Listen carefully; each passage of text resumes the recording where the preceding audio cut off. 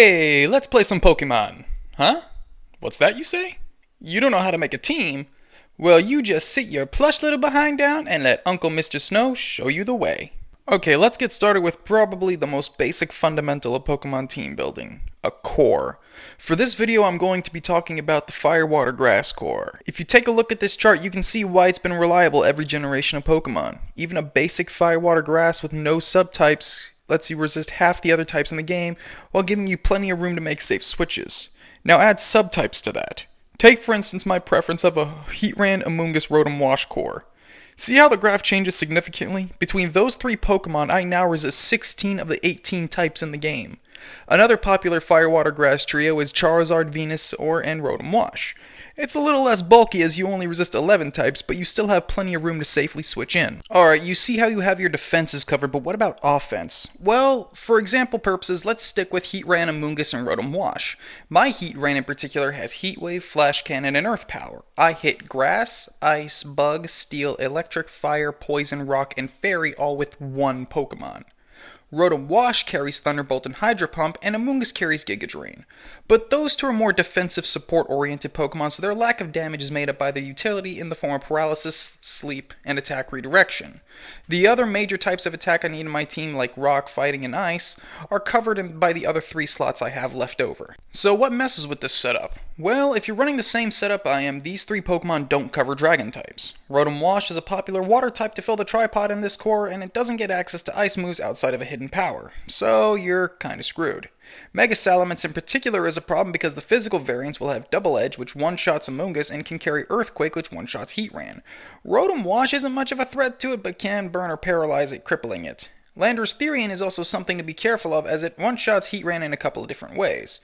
Aside from that, none of these Pokemon are particularly fast, so it's easy for them to be outsped and revenge killed or just straight OHKO'd.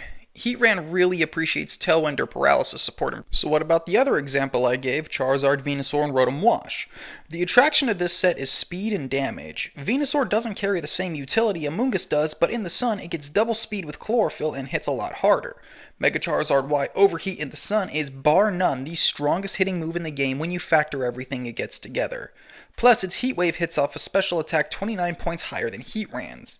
Oh, and it sets up its own sun to make that Heat Wave even stronger, and give Venusaur the double speed. Rotom Wash, though, pretty much remains the same. The issues with that core setup, though, is it's a lot frailer. You pretty much have to give Venusaur either Specs or Life Orb to make its base 100 special attack damage relevant.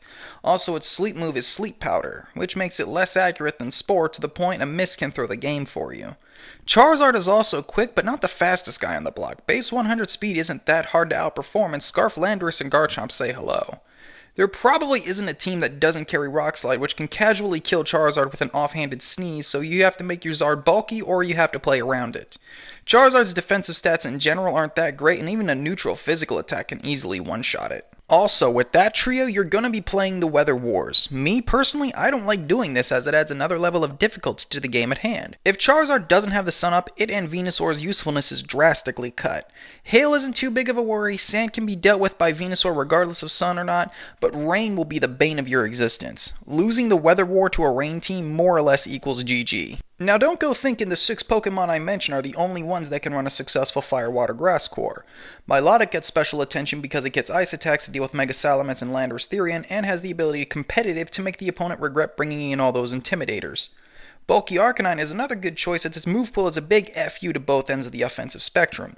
It gets Intimidate, Will-O-Wisp, and Snarl, so you can be an annoying jackass to the enemy team and heal off the peanut damage with the Morning Sun.